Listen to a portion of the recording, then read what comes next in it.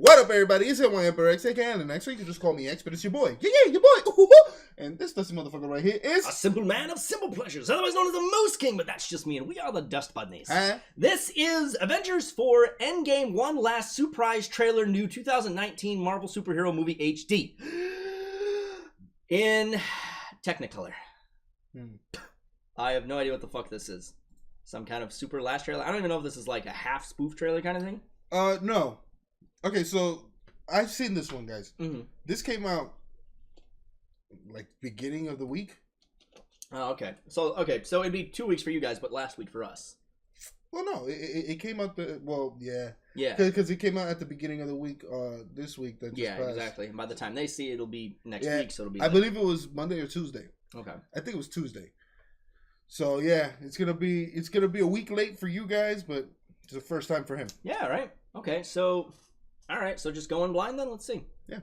Imagine if, for the first time, our heroes all lost. Oh, you said imagine. Yeah. No, I figured. What the hell is happening? I don't feel so good.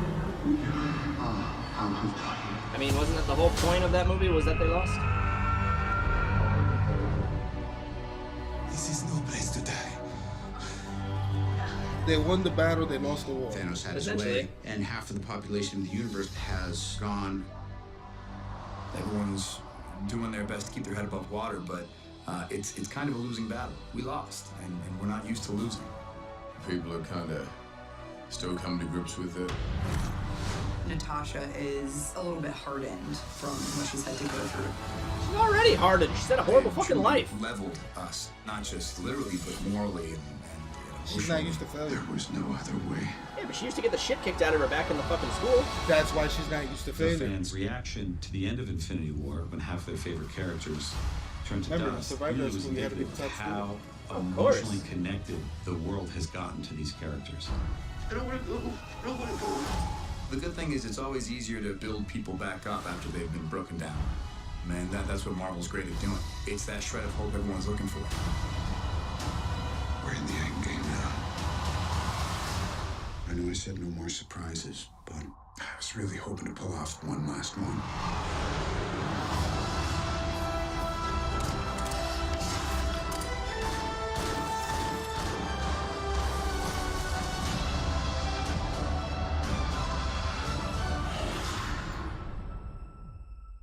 I like this one.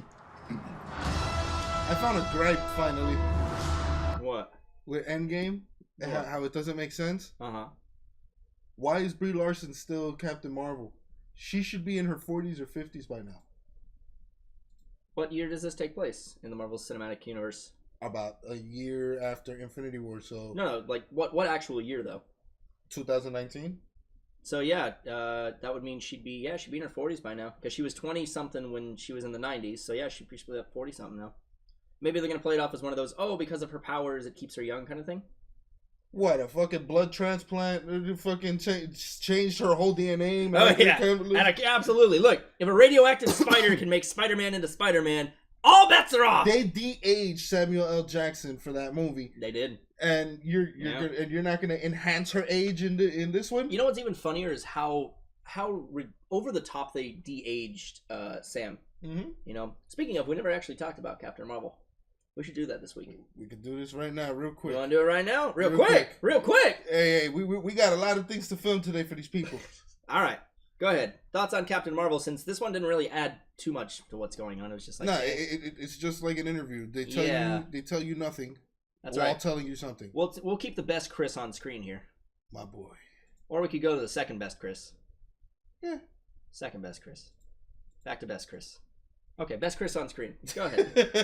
Captain Marvel. Nah, it cracks me up. Nah, I like both the Chris's. They're cool. Yeah, of course. All right, so I have a few gripes. First off, Winter Soldier showed that two things about Nick Fury's story that doesn't add up anymore. Oh God, no. Okay, so there's a picture with the guy who in Winter Soldier was the leader of Hydra, the new leader of Hydra, in the Shield Factor and all that stuff. Right. And he was the one who swore Nick in as the new director. If you look at that picture as the new director, Samuel L. Jackson is bald, and he has both his eyes. Yeah. Yeah, he does. And at the end of Captain Marvel, spoiler alert. Spoiler alert. That cat thing cuts his eye. Oh, the last time I trusted someone, I lost an eye. He said that in Winter Soldier, right? Yeah. But that's to imply that it was like a person. Like an actual thing. Like there was actual fucking history, not some fucking gag. So that's plot hole number one. Oh, yeah. Then the whole Tesseract situation. I still call bullshit on that. Oh, because, what's his name? Tony Stark's dad. Mm-hmm. Ned Stark? Ned Stark. This isn't Game of Thrones. I know, I'm sorry. God damn it. I'm sorry, Eddard Stark. No. Jesus. Well, whatever. He basically had the Tesseract supposedly or whatever. Yep. Found it. That's what helped move his own. And out of nowhere, the government has it. What, he just gave it to the government because he was working with the government? I know, right? That's not ever something he would ever fucking do, for one. And for two, that means Hydra got it, you know. They had the Tesseract again. So it's like, what?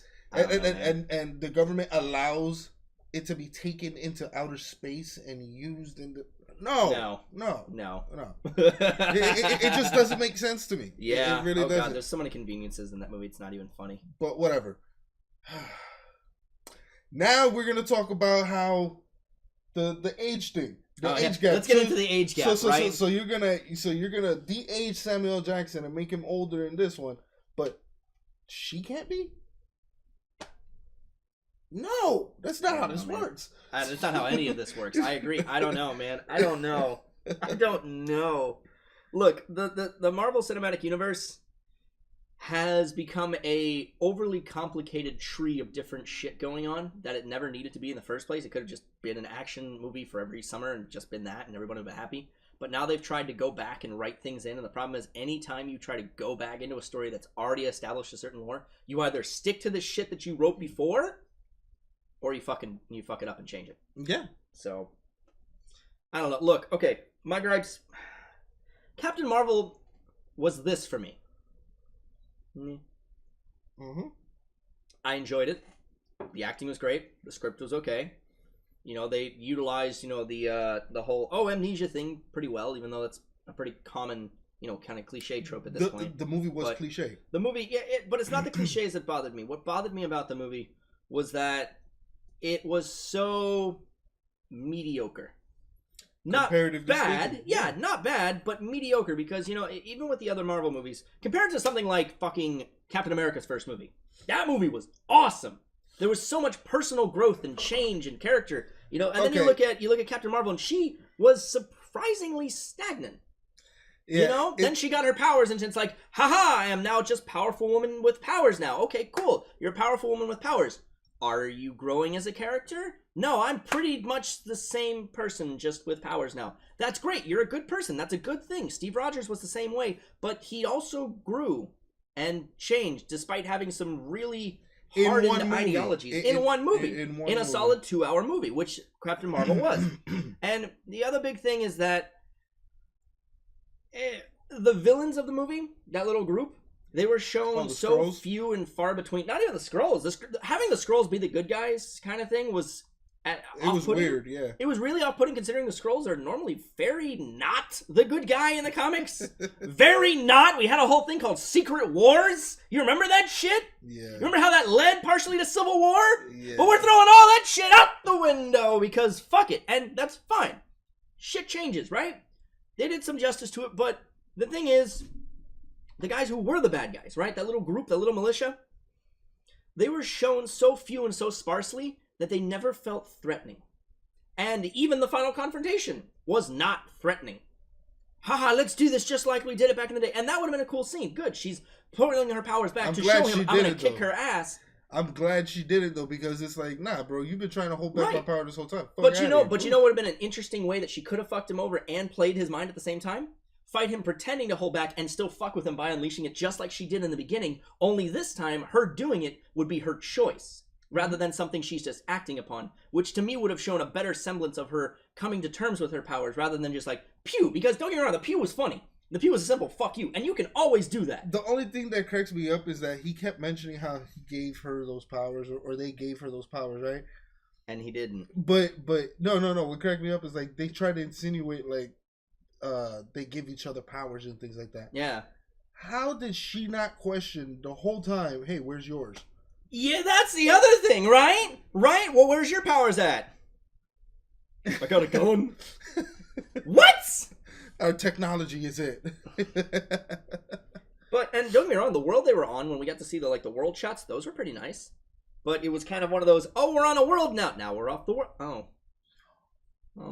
I want to see more. I'm going to have to save this for one of our playthroughs, but I actually found out what Zack Snyder's plan was for the Justice League movie and why he did the whole nightmare scene. And bro, the idea was fucking fantastic. And we will definitely talk about that later in the gameplay. You guys will see that as part of the title and whatever it is we're filming this week. But in the meantime, guys, brush that dust off your shoulders, brush that dust off that beautiful ass subscribe button if you really like what we do here. Then comment, ring that bell, and drop us a tip on Patreon. Watch for the dust fall and these rolling credits, and we will see you guys in the next video.